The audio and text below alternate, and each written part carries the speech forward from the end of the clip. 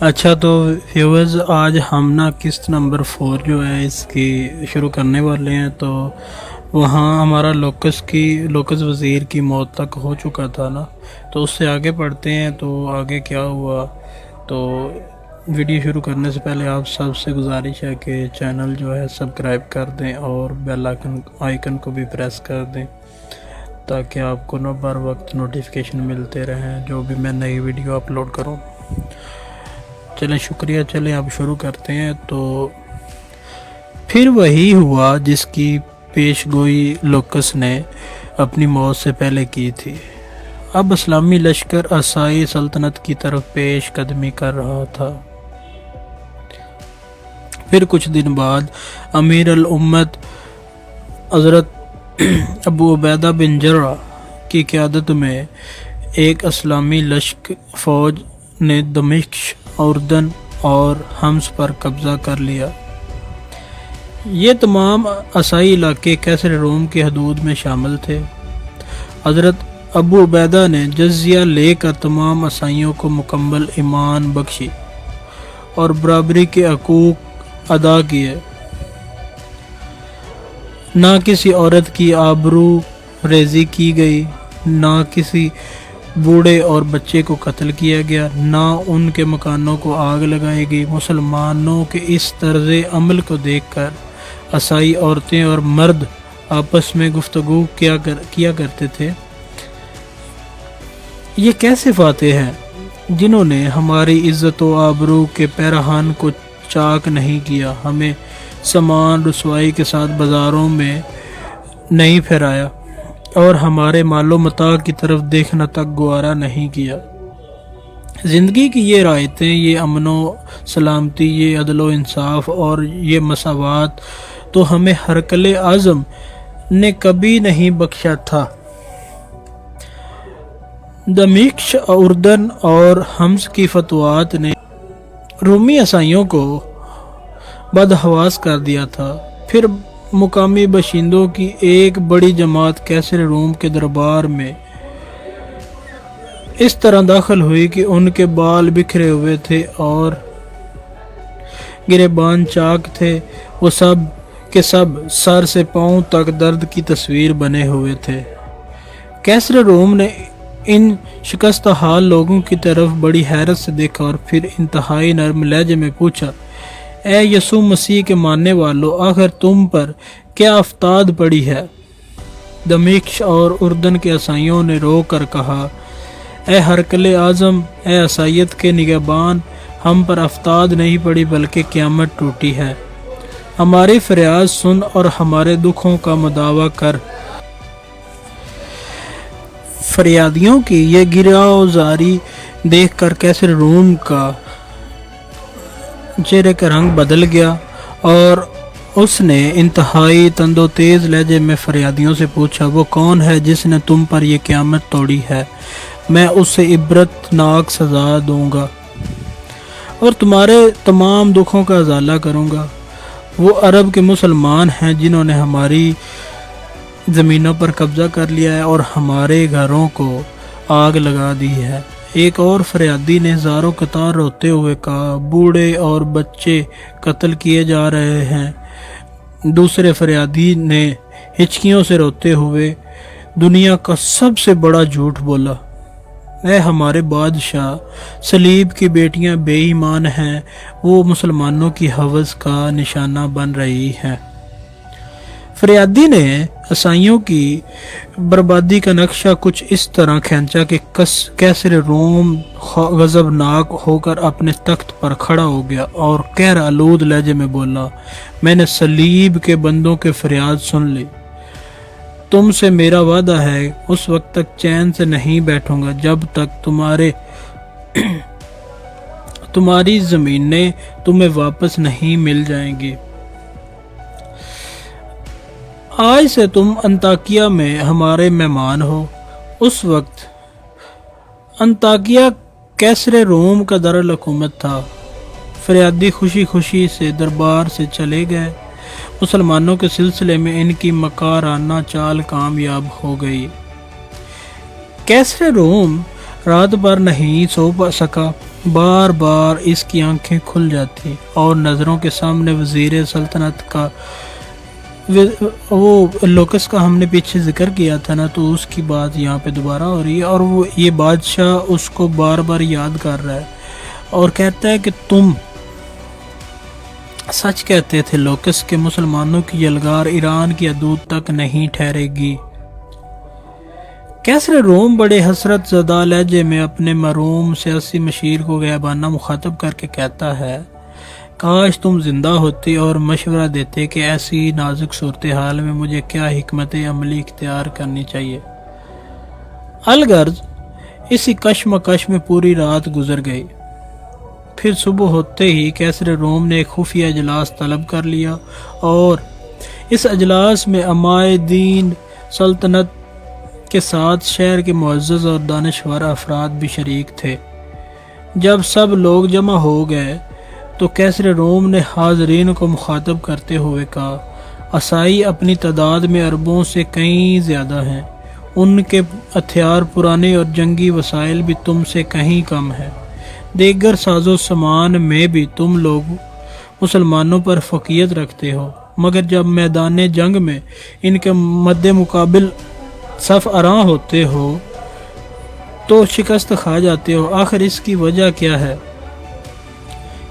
کیسر روم کے لہجے سے شدید ناگواری کا رنگ جھلک رہا تھا۔ ہرقل اعظم کا سوال سن کر سب نے سر جھکا لیا۔ حاضرین میں انطاکیہ کا سب سے بڑا پادری شورام بھی شامل تھا۔ اس کی گردن بھی جھکی ہوئی تھی اور وہ بھی ہرقل اعظم سے نظریں چرا رہا تھا۔ کیسر روم نے پادری شورام کی اس خفیت کا اندازہ کر لیا اور پھر بلند آواز میں اسے مخاطب کرتے ہوئے بولا، عیسائیوں کے عظیم مذہبی پیشوا، آپ خاموش کیوں ہیں؟ دمشق، اردن اور حمص کے معاذوں پر صلیب ہماری مدد کو کیوں نہیں آئی؟ اس نے اپنے نام لیواؤں کو بے یار و مددگار کیوں چھوڑ دیا؟ پادری شورام نے اپنے شہنشاہ کی طرف دیکھا اور بجھے ہوئے لہجے میں بولا، ہرقل اعظم، کبھی کبھی سچے اور ایماندار لوگوں کو بھی شکست ہو جاتی ہے۔ خدا اپنے کاموں کو خود ہی جانتا ہے۔ محترم پیشوا، آپ کے اس جواب سے نہ میرا دل مطمئن ہوا ہے اور نہ دماغ۔ کہیں کوئی نہ کوئی خرابی ضرور موجود ہے جس پر مسلط اور خاموشی کا پردہ ڈالا جا رہا ہے۔ کیسر روم کی بات سن کر حاضرین کی گردنوں کا خم کچھ اور نمایاں ہو گیا۔ کچھ دیر تک دربار کی فضا پر گہرا سناٹا طاری رہا۔ پھر ایک شخص اپنی نشست پر کھڑا ہوا اور انطاکیہ کے ایک معزز اور نیک نام عیسائی ایمن تھا۔ اس نے باوقار لہجے میں کیسر روم کو مخاطب کرتے ہوئے کہا، آپ نے سچ فرمایا کہ ہم میں کہیں نہ کہیں کوئی خرابی موجود ہے جس کی وجہ سے یہ ذلت اور شکست ہمارا مقدر بنی ہے۔ آج میں اس خرابی کو اس مجلس سے خاص میں سنانا پسند کروں گا۔ کیسر روم کے لہجے سے بس دستور تلخی جھلک رہی تھی۔ ہرقل اعظم اس بات کا یقین دلائیں کہ مجھے سچ بولنے کی سزا نہیں دی جائے گی۔ ایمن کے چہرے سے ہلکا سا خوف جھلک رہا تھا۔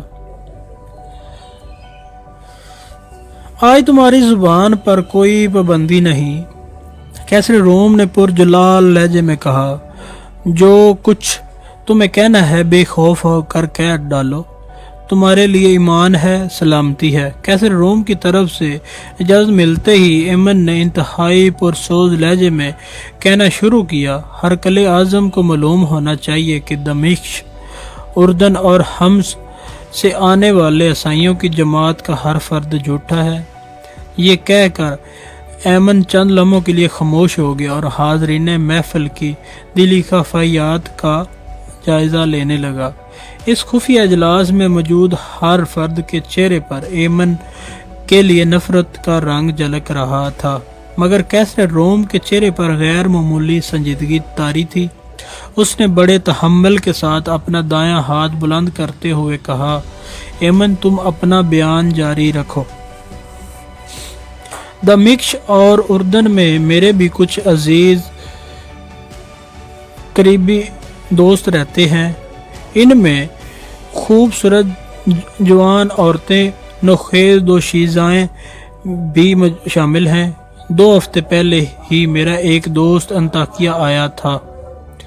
اس نے مقدس باپ اور بیٹی کی قسم کھا کر بتایا کہ ان علاقوں میں تمام عیسائیوں کی جان و مال، عزت و آبرو مکمل طور پر محفوظ ہے۔ اس بار پھر حاضرین مجلس کے چہروں کے رنگ بگڑ گئے۔ وہ ایمن کی زبان سے مسلمانوں کی وحشت و درندگی کے فرضی افسانے سننا چاہتے تھے، مگر جب ایمن نے اپنے ایک دوست کے حوالے سے مقدس باپ اور بیٹے کو درمیان میں لا کر مسلمانوں کی بے مثال رواداری اور کریمانہ عمل کا ذکر کیا تو ان کے سینوں میں نفرت و عصبیت کی آگ کے شعلے بھڑکنے لگے۔ اس کے برعکس کیسر روم کے چہرے پر حیرت و سکوت کا رنگ نمایاں تھا۔ ایمن نے مختصر سے سکوت کے بعد دوبارہ سلسلہ کلام جوڑتے ہوئے کہا، ہرقل اعظم، میں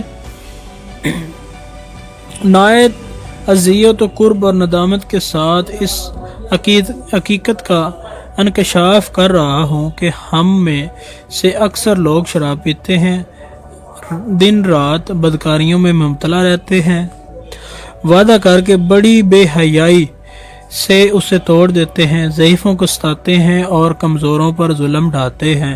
اس کے برعکس مسلمانوں کا یہ حال ہے کہ جب کسی سے عہد کر لیتے ہیں تو اسے نبھانے کے لیے اپنی جان تک دے دیتے ہیں۔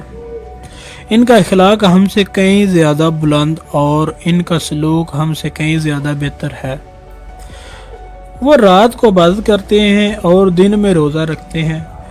وہ کسی پر ظلم نہیں ڈھاتے بلکہ اپنے بدترین دشمنوں کو بھی معاف کر دیتے ہیں۔ ان کے یہاں رنگ و نسل اور قبیلہ و خاندان کی کوئی تفریق نہیں، سب آپس میں برابر ہیں، اس لیے مسلمانوں کے ہر کام میں جوش اور استقلال ہوتا ہے۔ اگر ہم نے دمشق اور اردن اور حمص کی شکست سے سبق حاصل کر کے اپنے کردار نہیں بدلے تو ایمن نے جان بوجھ کر اپنی بات ادھوری چھوڑ دی تھی، مگر کیسر روم کے ساتھ تمام حاضرین مجلس بھی سمجھ گئے تھے کہ وہ کیا کہنا چاہتا ہے۔ تو یہاں پہ ہوئی ہماری قسط نمبر 4 کمپلیٹ۔ تو انشاءاللہ میں آپ لوگوں کے لیے یہ مکمل